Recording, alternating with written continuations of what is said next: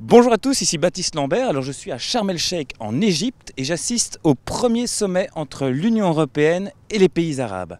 Alors qu'attendre de ce sommet, notamment au niveau de la question migratoire et du terrorisme? C'est la question qu'on a posée au Premier ministre. On sait les pays arabes particulièrement divisés, qu'attendre de ce genre de sommet?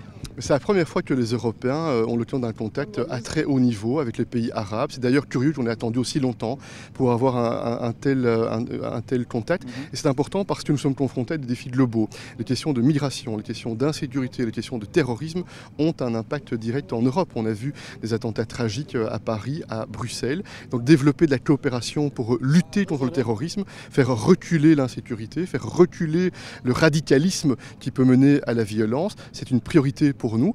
Et puis il est certain que dans la région, il faut parler clair, il y a cette compétition depuis très longtemps, une forme de guerre froide entre l'Arabie Saoudite et l'Iran, qui a un impact bien sûr d'instabilité et d'insécurité dans la région, avec une facture dans la région, y compris pour les peuples, pour les populations, mais qui a aussi un impact en Europe. Et donc nous devons, au départ de l'Europe, défendre nos intérêts géopolitiques, et nos intérêts géopolitiques ne sont pas systématiquement les mêmes que les États-Unis. Ça veut donc dire que nous devons encourager au maximum, par notre présence ici, par nos capacités aussi d'influence politique, encourager au maximum la stabilité, la sécurité, et développer des partenariats pour faire reculer le terrorisme et pour tenter de gérer de manière plus ordonnée les questions migratoires. Justement, très concrètement, il y a les combattants belges partis en Syrie et en Irak. Est-ce que vous pouvez rappeler la position de la Belgique par rapport à eux et quel sort va leur être réservé?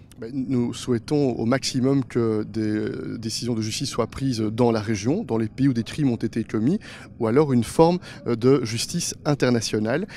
Et c'est la raison pour laquelle j'utilise tous les contacts possibles ici pour expliquer notre position et pour voir s'il est possible de rassembler une coalition de pays qui pourraient partager ce point de vue. Il y a des contraintes, ça n'est pas simple pour mettre en œuvre une situation de justice internationale, mais il nous semble que cette situation de justice internationale pourrait permettre de rencontrer la lutte contre l'impunité et surtout de garantir de la sécurité. Par ailleurs, une des grandes difficultés, c'est si nous devions juger des personnes qui ont commis des crimes en Irak, en Syrie, au départ des pays européens, il serait très difficile pour les magistrats européens de collecter les éléments de preuve nécessaires pour bâtir les dossiers judiciaires. Donc effectivement, dans les nombreux contacts bilatéraux que j'ai depuis hier soir, systématiquement, je mets en évidence ce point pour entendre et bien comprendre la position des uns et des autres et voir quelles sont les possibilités.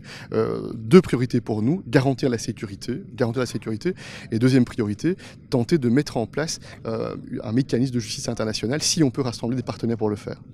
Je vous remercie.